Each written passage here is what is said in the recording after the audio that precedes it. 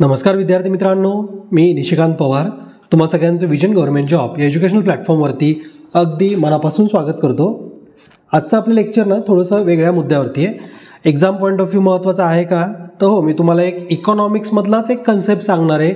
आपण एका आयोगाविषयीची माहिती बघणार आहे, MS स्वामीनाथन आयोग, त्यांच्या शिफारशी काय होत्या, शेतकऱ्यांसंदर्भात हे MSP म्हणजे मिनिमम सपोर्ट प्राईस नेमकं कसं असतं, ते कॅल्क्युलेट कसं केलं जातं, आणि नुकताच शेतकऱ्यांचा जो एक उठाव दिल्लीवरती येतोय किंवा आंदोलन होतंय, तर त्याच्यामध्ये शेतकऱ्यांच्या मागण्या काय आहेत, गव्हर्नमेंटला त्या पूर्ण करणं शक्य आहे की नाही, या मुद्द्यावरती डिस्कशन करणार आहे। Exam point of view important आहे। त्याचबरोबर येणाऱ्या जर तुम्ही कुठल्या इंटरव्ह्यूमध्ये जात असाल तर त्या इंटरव्ह्यूमध्ये सुद्धा शेतकऱ्यांसंदर्भात प्रश्न विचारले जातात, MSP विषयी माहिती विचारली जाईल, तर तुम्हाला सगळे मुद्दे क्लिअर राहतील। तर डायरेक्टली मुद्द्याकडे येऊ। विषय चर्चेमध्ये कुठून आला आहे, तर पुन्हा एकदा म्हणजेच 2021 नंतर पुन्हा एकदा शेतकरी दिल्लीकडं आगेकूच करतायत, म्हणजे आंदोलनासाठी ते तीव्र आणि सज्ज होत आहेत। तर त्यासाठी दिल्लीमध्ये बॉर्डर स्टेट्समध्ये आणि त्याचबरोबर त्या रिजनमध्ये सुद्धा कलम 144 CRPCचं लागू करण्यात आलं आहे, म्हणजे जमावबंदी तिथं करण्यात आलेली आहे। आता शेतकऱ्यांनी हा उठाव का केला आहे, त्यांच्या नेमक्या मागण्या काय आहेत, मी तुम्हाला थोडक्यात सांगतो।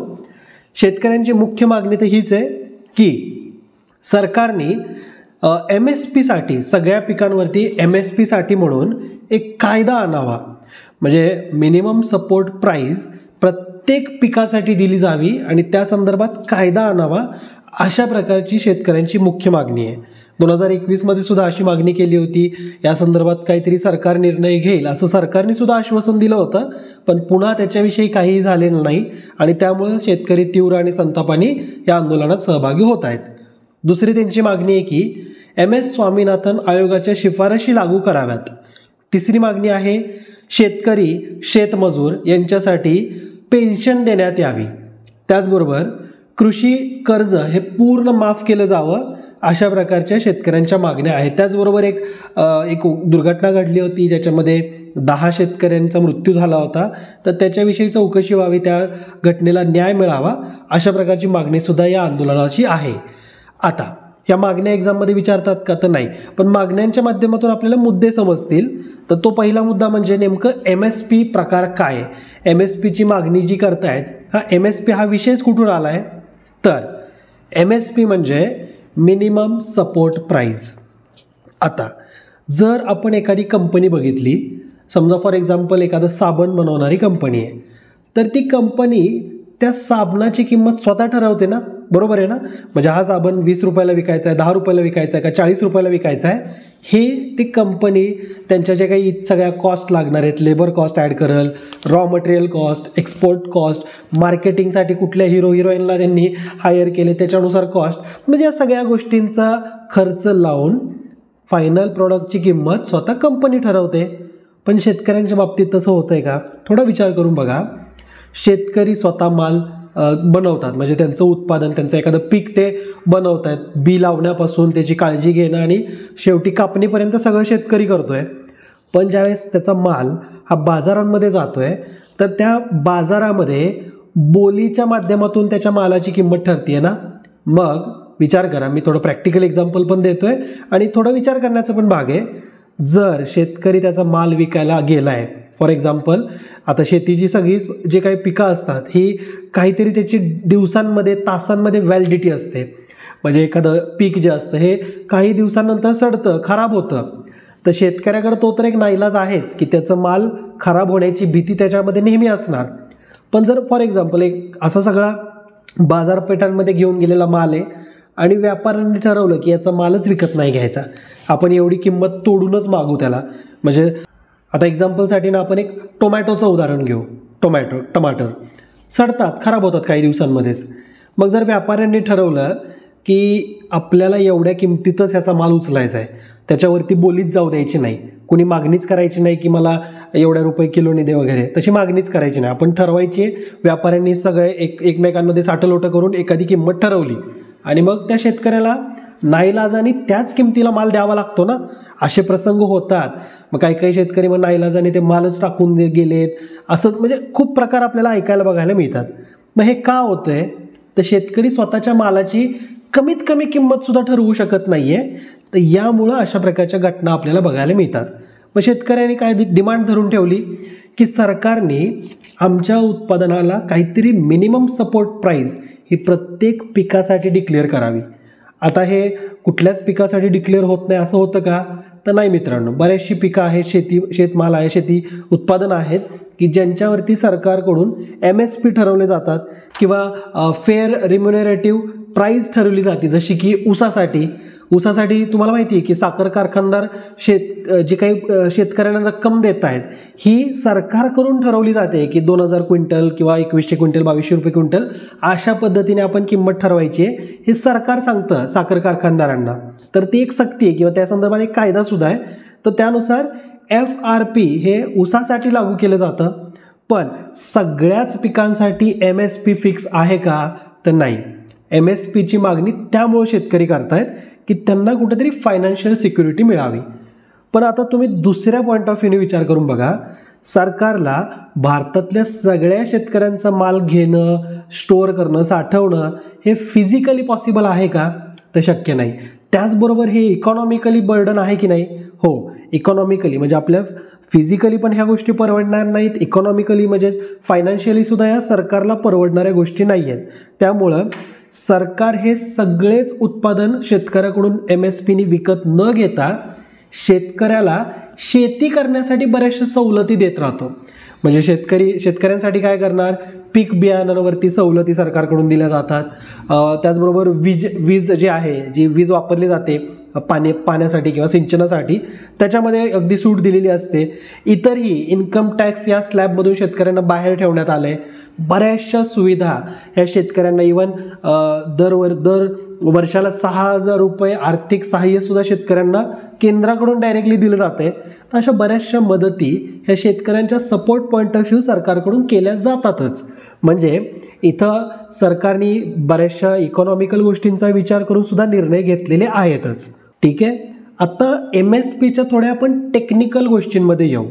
मिनिमम सपोर्ट प्राईसची जी मागणी आहे म्हणजे काय असते की सरकारने शेतकऱ्यांचं उत्पादन एका फिक्स किमतीला विकत घ्यायचं आहे आणि त्या मालासाठी मग म्हणजे आता तो जो शेतकऱ्याकडून घेतलेला जो माल असतो हे सरकार काय करणार तर रेशन दुकानांमध्ये विकणार. म्हणजे ज्यावेळेस ज्या BPL फॅमिलीज जे आहेत किंवा रेशन कार्ड धारक जे आहेत ह्या सगळ्यांना कमी किमतीमध्ये जे धान्य पुरवठा केला जातो या उपक्रमामध्ये हा मालाचा किंवा या शेती उत्पादनाचा वापर सरकारकडून केला जाईल जर MSPनी जर त्या वस्तू सरकारने घेतल्या तर. ओके, आत्तापर्यंत केंद्राकडून 22 असे वेगवेगळे शेती पिकं आहेत की ज्यांना MSP दिला जातो. त्यामध्ये 14 खरीप पिकं आहेत, 6 रबी पिकं आहेत आणि 2 व्यावसायिक किंवा व्यापारी पिकांचा याच्यामध्ये या 22 उत्पादनामध्ये समावेश होतो. त्याचबरोबर ऊसाचं एक्झाम्पल मी ऑलरेडी तुम्हाला दिले. लक्षात ठेवा, ऊसावरती FRP लागू असते, फेअर रेम्युनरेटिव्ह प्राईज. ठीक आहे, आता हे MSPचं कॅल्क्युलेशन कसं होतं हे तुम्हाला मी थोडक्यात सांगतोय. MSPचं कॅल्क्युलेशन करण्यासाठी सरकारकडून एक CACP नावाचा आयोग गठीत केलेला आहे. म्हणजे कृषी लागत आणि मूल्य आयोग यामार्फत म्हणजे CACPच्या मार्फत MSPची किंमत त्या पिकासाठीची ठरवली जाते. पण आता हे जे आयोग आहे ना याचं गठन 1965 मध्ये केलं होतं, लक्षात ठेवू शकता.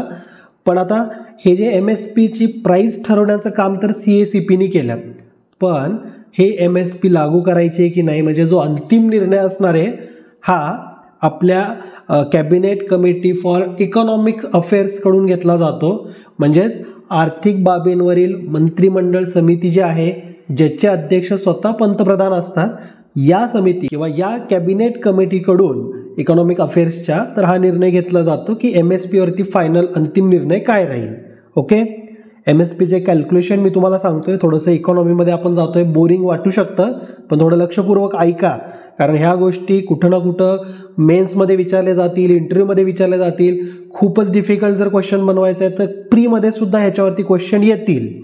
CACP आयोगामार्फत पिकांच्या निर्मितीसाठी लागणाऱ्या सगळ्या खर्चाचं कॅल्क्युलेशन केलं जातं, त्यानुसार MSP ठरतं. MSP म्हणजे मिनिमम सपोर्ट प्राईज. शेतकऱ्यांना आपल्याला त्या पिकासाठी द्यायचं आहे, मग त्याची किंमत कशी ठरवायची आहे मिनिमम सपोर्ट प्राईजची, तर एक फॅक्टर त्याच्यामध्ये असतो तो म्हणजे A2 म्हणजे शेतकऱ्याला ते पीक उत्पादन घेण्यासाठी डायरेक्ट कॉस्ट कुठं कुठं लागली आहे, मग त्यामध्ये बियाणाचा खर्च किती लागला आहे, बी लागले असतील ना उत्पादन घेण्यासाठी, कीटकनाशकं फवारायला लागले असतील त्याला खर्च किती लागला, सिंचनावरती त्यांनी किती खर्च केला आहे, त्यामध्ये ॲक्च्युअल लेबर कॉस्ट म्हणजे काहीतरी कापणीसाठी माणसं लावली असतील, पेरणीसाठी लावली असतील, श्रम किती जणांचं पे करावं लागलं आहे, इंधन किती लागलं, अशा डायरेक्ट कॉस्टचा A2च्या अंतर्गत समावेश केला जातो. ओके. दुसरा जो काही प्रकारे MSP कॅल्क्युलेट करताना तो म्हणजे FL फॅमिली लेबर. आता या शेतकऱ्याच्या कुटुंबातले व्यक्ती जर शेतीमध्ये इन्व्हॉल्व्ह होत आहेत पण ते डायरेक्टली त्यांना काय पगार द्यावा लागतो का बरं? नाही. मग हे जे बिनपगारी श्रम जे चाललं आहे कुटुंबाकडून त्याला कौटुंबिक श्रम किंवा फॅमिली लेबर म्हणून ओळखलं जातं. त्याला आपण म्हणजे MSPमध्ये हे A2 पण कॅल्क्युलेट केलं जातं, FL पण दिला जातो, त्याचबरोबर C2 एक फॅक्टर आहे. C2 म्हणजे काय तर शेतकऱ्याची जेवढी काही शेत जमीन आहे त्याचबरोबर तो कापलेला माल कुठंतरी नेऊन ठेवतोय, म्हणजे गोडाऊनसारखं काही छोटंसं स्टोरेज आहे त्याचं स्वतः राहण्यास ठिकाण किंवा कीटकनाशकं तो कुठंतरी ठेवत असणार आहे. तर हा जो सगळा एरिया आहे त्या एरियाचा या जमिनीचा वापर कुठंतरी होतोय पण त्या वापरावरती त्याला काही रेंट मिळत नाही आहे. म्हणजेच ह्या सगळ्या त्याच्या शेत जमिनीचा विचारसुद्धा C2 या फॅक्टरच्या अंतर्गत केला जातो, रेंटल त्याचा वापर केला जातो. तर हे सगळे कॅल्क्युलेशन MSPसाठी म्हणून कन्सिडर होतात किंवा वापरले जातात.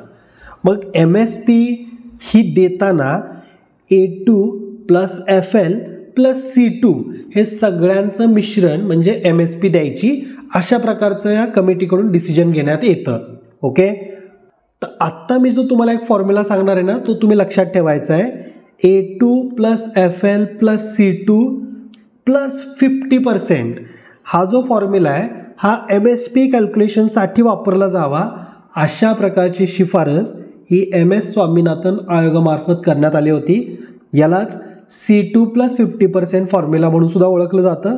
लक्षात ठेवायचं आहे MS स्वामीनाथन हे या समितीचे अध्यक्ष होते. या समितीला राष्ट्रीय कृषी आयोग म्हणून सुद्धा ऑफिशियली ओळखलं जातं. ह्याचं गठन हे 2004मध्ये करण्यात आलं होतं. त्यानंतर या समितीने ज्या शिफारशी दिल्या त्यातल्या सगळ्यात महत्त्वाची शिफारस हीच होती की ज्यावेळेस MSPची किंमत ठरवली जाईल, मिनिमम सपोर्ट प्राईस ज्यावेळेस एखाद्या पिकाची ठरवली जाईल तर त्यामध्ये या सगळ्या A2, FL, C2 ह्या सगळ्या घटकांची बेरीज एकत्र करायची आहे. त्याचबरोबर बेरजेच्या 50% एक्स्ट्रा हे शेतकऱ्यांना द्यावं लागेल. एक्झाम्पल द्यायचं झालं तर एखाद्या शेती उत्पादनात समजा एखादं पीक घेत आहेत, कापूस घेत आहेत समजा, तर कापसामध्ये A2 plus FL plus C2 याची व्हॅल्यू जर 100 रुपये आली तर सरकारने MSP कॅल्क्युलेट करताना त्याची व्हॅल्युएशन किती करायचं आहे 100 अधिक 50 या 100च्या 50% म्हणजे 50. तर टोटल 150 रुपये त्या कापसाची MSP ठरणार आहे. ओके. आय होप हे सगळं मी जे सांगितले ते तुम्हाला लक्षात आलं असेल, तुमच्या डोक्यात शिरत असणार आहे. कंटाळा येऊ देऊ नका, थोडेच पॉईंट राहिलेत, महत्त्वाचं लेक्चर व्यवस्थितपणे बघा. ओके. आता इतर काही महत्त्वाच्या शिफारशी आहेत या आयोगाच्या, स्वामीनाथन आयोगाच्या. लक्षात ठेवा. पहिलं म्हणजे शेती तंत्रज्ञान अधिक प्रोडक्टिव्ह बनवणं, शेती तंत्रज्ञान हे जास्त स्थिर बनवणं, तर याच्यावरती भर द्यावा. दुसरा पॉईंट आहे की देशात खाद्य अन्न सुरक्षा वाढवण्यासाठी रणनीती सरकारकडून आखली जावी. त्याचबरोबर जागतिक किमतींमध्ये जर पिकांच्या घट झाली तर शेतकऱ्यांना आयात करण्यापासून रोखणं हे सुद्धा या शिफारशीमधला एक भाग आहे. ओके. आणि त्याचबरोबर जो C2 प्लस 50% फॉर्म्युला तो लागू करावा. अशा प्रकारच्या महत्त्वाच्या शिफारशी आपण स्वामीनाथन आयोगाच्या इथं बघितलेल्या आहेत. लक्षात ठेवायच्यात ह्या शिफारशी, कारण नुकतंच तुम्हाला माहिती असेल MS स्वामीनाथन यांना भारतरत्नाची घोषणा झालेली आहे. भारतरत्न त्यांना मिळते. त्याचबरोबर त्यांचं मागच्याच वर्षी सप्टेंबर 30ला निधन झालं होतं किंवा 28 सप्टेंबरला निधन झालं होतं. तर त्यामुळं एकूणच हे व्यक्तिमत्व चर्चेत आहे. तर आयोग आपल्याला MS स्वामीनाथन आयोगाच्या शिफारशींवरती क्वेश्चन विचारू शकतो असं माझं एक्सपेक्टेशन आहे. जर डिफिकल्ट क्वेश्चन पेपर बनवायचा आहे तर MS स्वामीनाथन आयोगाच्या शिफारशी आपल्याला विचारल्या जातील. ओके. तर आय होप या लेक्चरच्या माध्यमातून थोडक्यात बरेचसे मुद्दे मी कव्हर केलेत. तर भेटूत नेक्स्ट लेक्चरमध्ये. जय हिंद, जय महाराष्ट्र. धन्यवाद.